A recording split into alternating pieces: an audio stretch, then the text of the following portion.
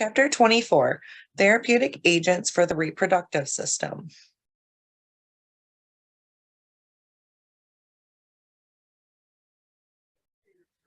In the beginning of the chapter, we have select common drugs for conditions affecting the male and female reproductive system. It would be beneficial for you to go over the pronunciations of all of these for practice.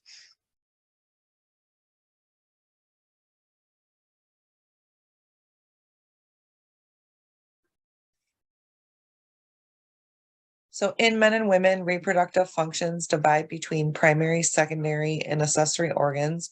The primary reproductive organs are the gonads, the ovaries or testes, which produce the gametes, cells, namely the ova and sperm. The gonads also secrete hormones that provide male or female gender characteristics. The secondary reproductive organs include structures necessary for transport and sustenance of eggs and sperm, and the organs necessary for the growth of the developing fetus in the female. Accessory organs are ducts, glands, and external genitalia. Hormones largely control the reproductive system's functions. Estrogen and testosterone are present in both men and women, although their effects are somewhat different because of what different concentrations that are in each gender. So table 24.1 lists select hormones affecting the reproductive system and their functions. So it tells you the hormone, which gender, and then the functions.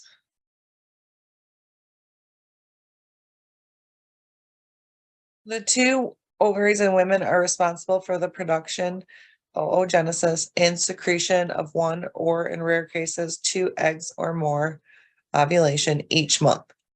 Located on either side of the uterus, the ovaries sit above the uterus attached to the fallopian tubes, which connect the ovary to the uterus. Although ovulation begins at puberty, it is not possible to become pregnant until the menstrual cycle begins. The ability to have children ends as the levels of the responsible hormones, like estrogen, decline until the ovarian cycle stops. The ovaries, which secrete the hormones estrogen and progesterone, are the primary source of estrogen in women. The function of estrogen is the development of breast and genitals and the regulation of the menstrual cycle, which prepares the female for pregnancy. The anterior pituitary gland releases follicle-stimulating hormone, which triggers estrogen levels to increase. This in turn causes the secretion of luteinizing hormone, another pituitary hormone. The combination of these two hormones trigger the cascade of events that causes ovulation. Figure 24.1 depicts the female pelvic organs.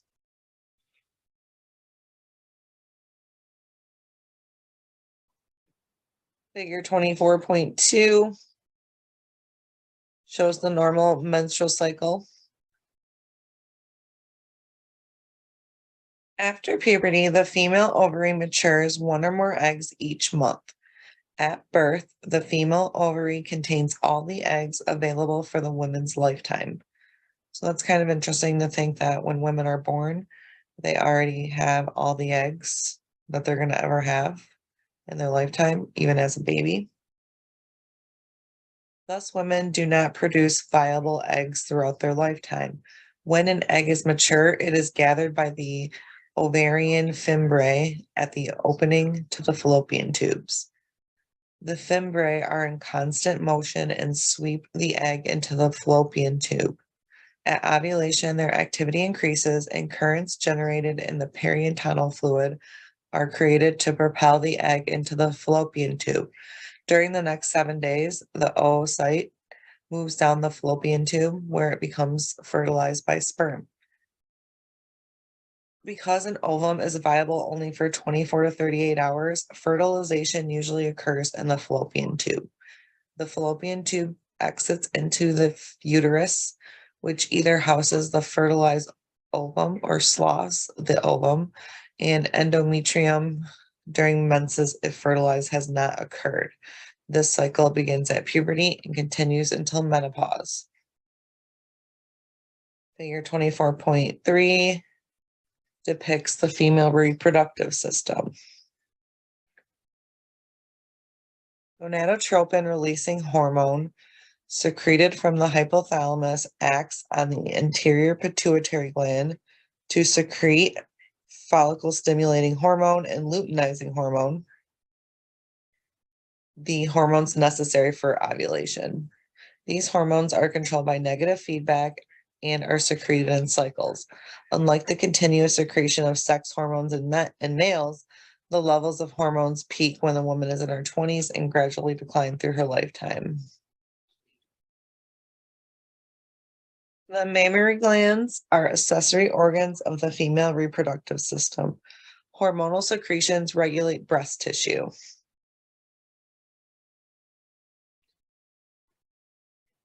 The principal medications that affect the female reproductive system are hormones. Some agents stimulate secretions, where others inhibit or counteract the actions of other hormones.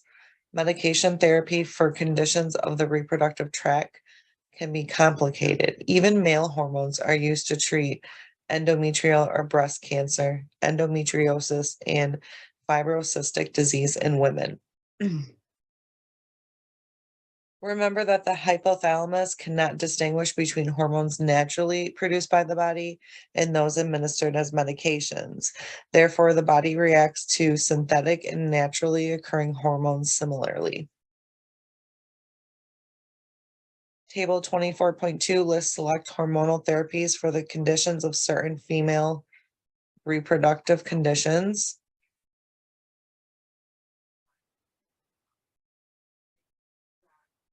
So for endometriosis, we have gonadotropin releasing hormone medications like Lupron or Zoladex, androgen, danazol. For infertility, we have menotropins, gonadotropin ovulation stimulators.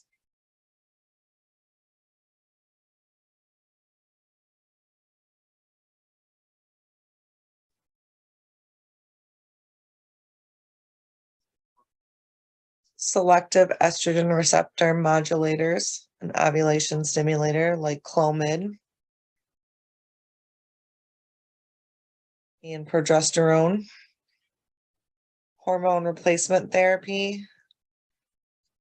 So for people that are currently have menopause, we have estrogen derivatives, estrogen and progestin combinations. Estrogens are one of the most common forms of medical therapy used for conditions of the female reproductive system. Specs 24.1 lists the different menstrual disorders.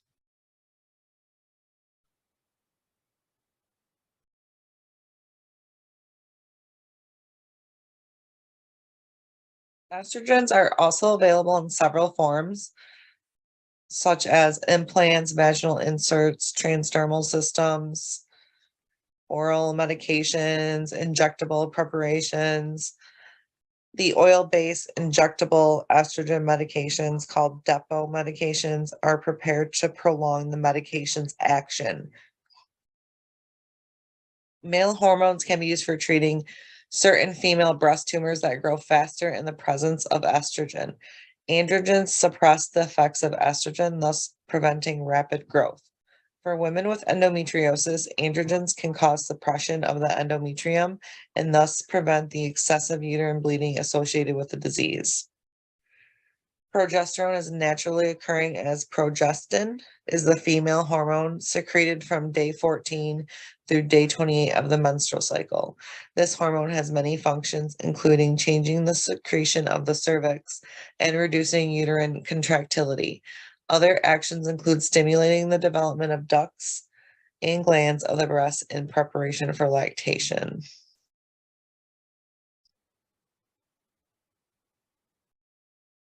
Progesterone, Provera, Depo-Provera, Depo sub Q Prevera 104.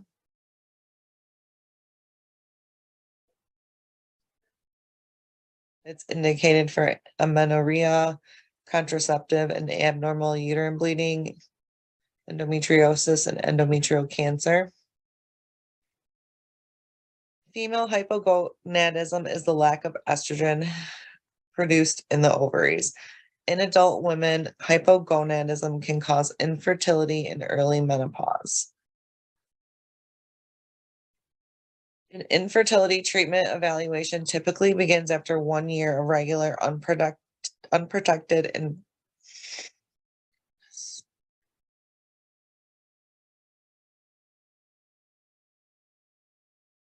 estrogens are also available in several forms, such as implants, vaginal inserts, transdermal systems, oral medications, injectable preparations. The oil-based injectable estrogen medications called depot medications are prepared to prolong the medication's action. Male hormones can be used for treating certain female breast tumors that grow faster in the presence of estrogen. Androgens suppress the effects of estrogen, thus preventing rapid growth. For women with endometriosis, androgens can cause suppression of the endometrium and thus prevent the excessive uterine bleeding associated with the disease. Progesterone is naturally occurring as progestin is the female hormone secreted from day 14 through day 28 of the menstrual cycle. This hormone has many functions, including changing the secretion of the cervix and reducing uterine contractility. Other actions include stimulating the development of ducts and glands of the breast in preparation for lactation.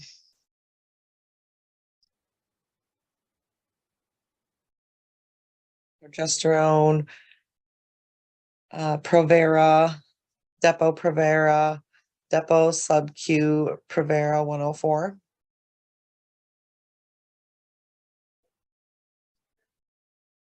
It's indicated for amenorrhea, contraceptive, and abnormal uterine bleeding, endometriosis, and endometrial cancer.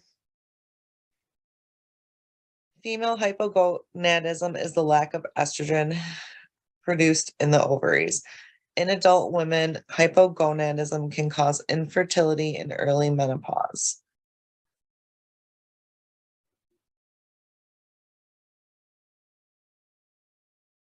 An infertility treatment evaluation typically begins after 1 year of regular unprotected intercourse in women under age 35 and after 6 months in women over 35.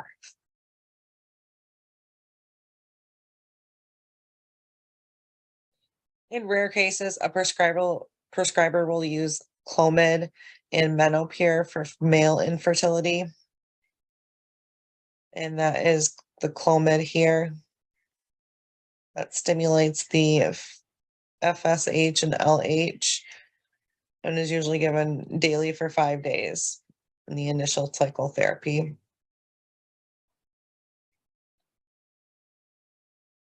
Oral contraceptives provide birth control by preventing ovum fertilization through an oral dosage form. Other forms of contraceptive medications include vaginal rings, patches, and IUDs. There is non-pharmacological methods such as surgery, the rhythm method, mechanical devices. Of all the various birth control methods, oral contraceptives have the highest incident of side effects. Smoking increases the risk of cardiovascular events. So usually after a woman is 30 or 35, I can't remember exactly, if they're smokers, the doctor will not allow them to be in birth control.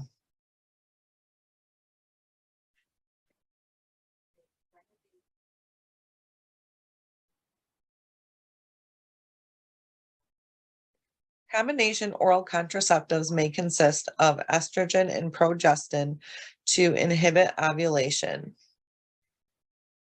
The progestin only contraceptives are called mini pills. Most frequently, they're prescribed because they're highly effective combination contraceptives. These combination medications come in monophasic, biphasic, triphasic, and estrophasic formulas.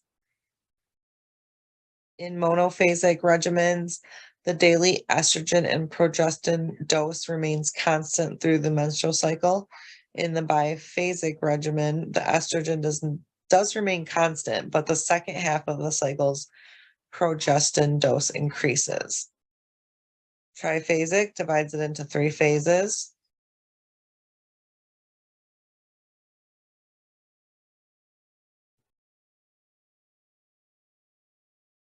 Oral contraceptive effectiveness largely depends on the woman's adherence to the medication.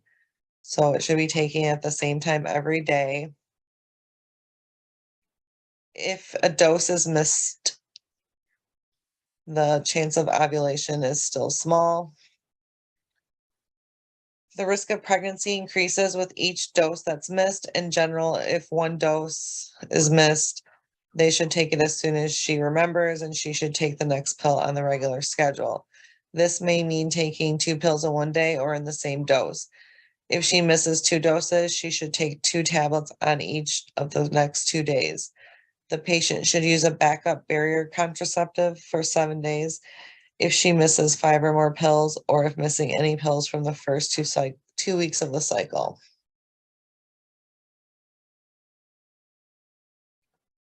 And some combination oral contraceptive risks include thromboembolism, which is a myocardial infarction, and stroke. These risks increase in smokers. Table 24.3 lists select contraceptive products. There's a lot of birth control out there. You can see in the estrogen and progestin category. Then we have a bunch of different categories like vaginal rings, emergency contraceptives, transdermal combinations, IUDs.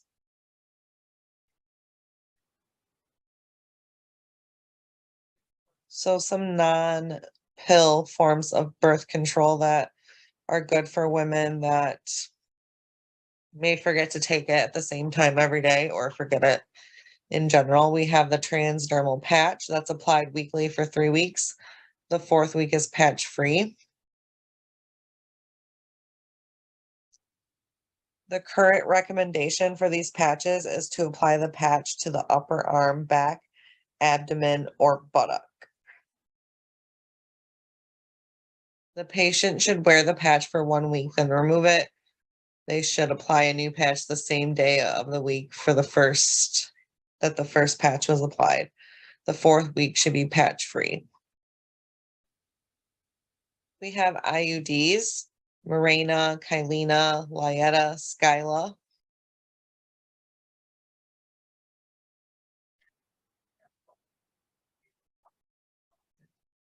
Menopause is an age-related natural loss of hormone production. Although this is not a disease, menopausal symptoms such as hot flashes can lead women to seek hormone replacement therapy. There's a lot of different forms of estradiol, just like birth control.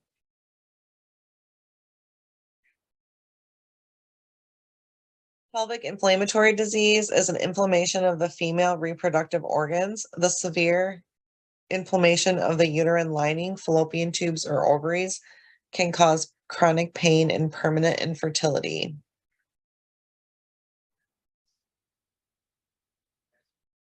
Table 24.4 lists select treatment regimens for pelvic inflammatory disease. So there's oral regimens, parenteral regimens, alternative parental regimens.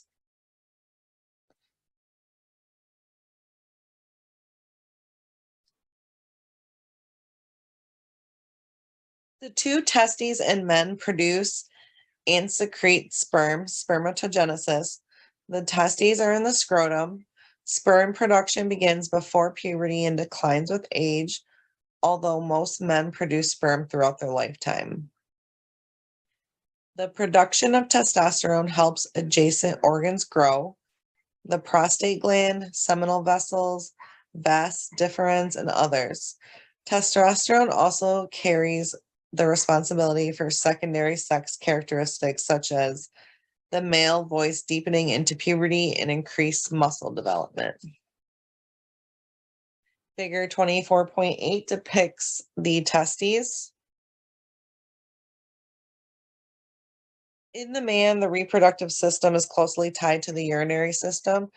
The urethra passes through the penis, is surrounded by the prostate gland, and is responsible for voiding urine and serving as an exit route for sperm upon ejaculation. 24.9 figure depicts the male reproductive system. The prostate is about the size and shape of a walnut. It encircles part of the urethra, the tube that carries urine out of the bladder and through the penis. Collectively, androgens are the male sex hormones. Testosterone is the most abundant androgen. At puberty, androgens stimulate the formation of secondary male characteristics, such as increased muscle mass, voice deepening, and facial hair growth. Although females produce testosterone, androgens play a less significant role in female sex characteristics and reproductive processes. Hypogonadism is the condition where men cannot produce enough testosterone. Lack of testosterone can cause fatigue, decreased sex drive, and difficulty concentrating. Table 24.5 lists select androgen supplements. Testosterone, fluoxymesterone, we have gonadotropins. For methyltestosterone, it is a controlled 3 narcotic. It's used for male hypogonadism and delayed puberty in men. In women, it is used as a palliative treatment for metastatic breast cancer.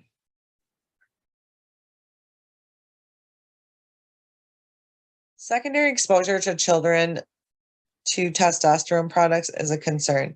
Men using this product should cover the application site and not hold small children to avoid testosterone transfer.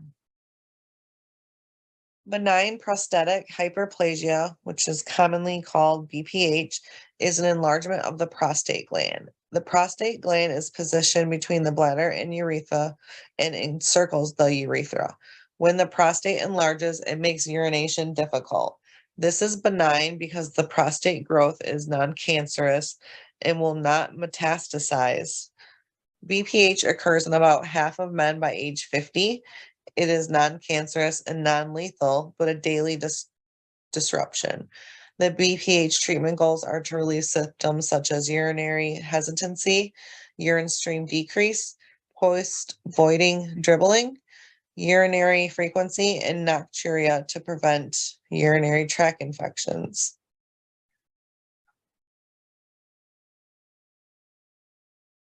Table 24.6 lists select treatments for the management of benign prostatic hyperplasia. We have 5 alpha reductase inhibitors like Proscar and Avodart, alpha 1 blockers like terazosin and doxazosin. See, all of those in that class have the common ending of zosin, and these have the common ending of teride. Combination medications of alpha 1 blocker and 5 alpha reductase inhibitors like Jalin have both dutasteride and tamsulosin in them. Phosphodiesterase type 5 inhibitors, Cialis.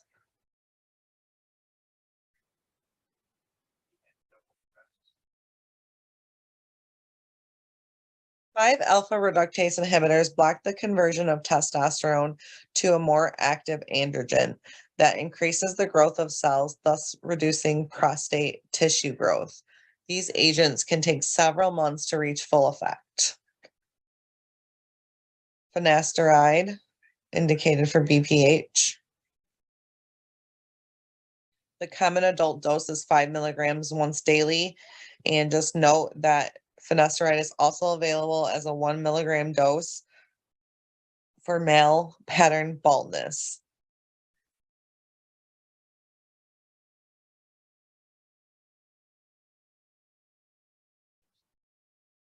And just a reminder that 5-alpha reductase inhibitors may cause birth defects. Therefore, a woman who is pregnant or trying to become pregnant should avoid contact with crushed or broken tablets because the active drug can penetrate through the skin.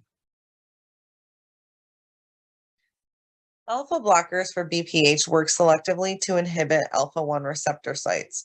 Some agents like terazosin are less selective for prostate tissue and more appropriate for hypertension treatment. Agents such as terazosin and doxazosin commonly cause orthostatic hypotension. Patients should take their first dose just before bedtime to avoid becoming lightheaded and falling. Other drugs like tamsulosin have more of a target activity for prostate tissues. Erectile dysfunction is the inability of the male to achieve or maintain an erection, commonly referred to as impotence. ED is caused by an insufficient amount of blood flowing to the penis rather than a lack of sexual desire. ED ranges from rarely to a chronic problem. As a man ages, the probability of ED increases. Table 24.7 lists common causes of erectile dysfunction. Cigarette smoking, it can worsen atherosclerosis, which increases the possibility of erectile dysfunction. Depression and anxiety. Depression can cause or worsen ED due to stress, anxiety, low self-esteem, fears, guilty feelings. Low testosterone levels, medications, nerve damage, prostatism, prostatitis, substance abuse. Prostate cancer is a condition in which the prostate cells grow uncontrolled and form tumors. This blocks the urine flow through the prostate. African American men are more likely to develop prostate cancer, as are men who have had relatives with prostate cancer. Table 24.8 lists select agents for the treatment of erectile dysfunction. When we talked about BPH, we talked about phosphodiesterase 5 inhibitors like Cialis, that's used for daily for BPH. It is also used for erectile dysfunction in the same class as Viagra and Levitra. You can see they all have the same common ending. The medication Caverject is a prostaglandin vasodilator that is given intracarbonas injection before sexual activity. And there's Muse intraurethral suppositories. Table 24.9 lists select hormonal prostate cancer treatments. For the luteinizing hormone releasing hormone, we have leuprolide and goserelin. And then we have anti-androgens like flutamide. Any disease transmitted by sexual intercourse is called an STD. Some practitioners use the expression sexually transmitted infection to indicate that some infections never develop into a disease. Certain STDs, like syphilis and herpes, can remain dormant, Latin, for long periods. This results in more transference between partners until the symptoms become more obvious. Bacterial, viral, fungal, and protozoal organisms can cause STDs. If left untreated, they could cause sterility, blindness, and death. Table 24.10 lists select sexually transmitted diseases and their potential treatments. So it lists their organism, the infection, generic name, trade name, and common dosage range. So for chlamydia, these are all of the medications that are recommended and how long. For gonorrhea, same thing. Genital herpes, syphilis, trichomonas vaginalis, which is just commonly called trick, bacterial vaginitis, vaginal candidiasis,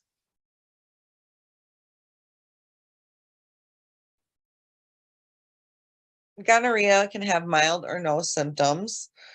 Genital herpes, which can lie dormant for months, years, or decades, causes small red bumps or blisters or a rash on the genitals.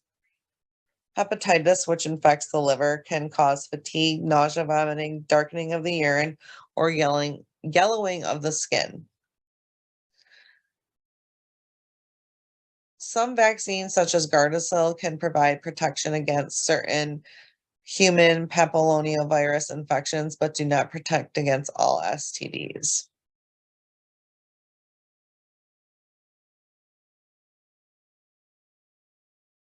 Table 24.11 lists select agents for the treatment of HIV and AIDS. Nucleoside reverse transcriptase inhibitors are like Retrovir, Epivir, Fidex. Then nucleotide reverse transcriptase inhibitors like Vired, protease inhibitors, non-nucleoside reverse transcriptase inhibitors, fusion inhibitors, CCR5 blockers, and integrase inhibitors.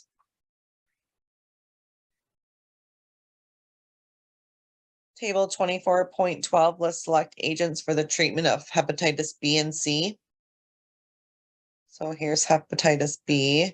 You can see that some of the medications are the same or have like the same type of endings like the previous chart for HIV and AIDS. Hepatitis C, antiviral, protease inhibitors, combination products. Recently, drug research has made major breakthroughs for chronic hepatitis C treatment. A disease cure is now possible with certain novel antiviral combinations. Two recent trade name medications for hepatitis C include the Vericapec and Harvoni. Both medications have multiple active ingredients combined in a single pill, increasing compliance. Unfortunately, treatment cost is very expensive. Patients normally pay between $40,000 and $45,000 for one treatment, even after the help of Medicaid. And as always, take a look at these sound alike, look alike drugs.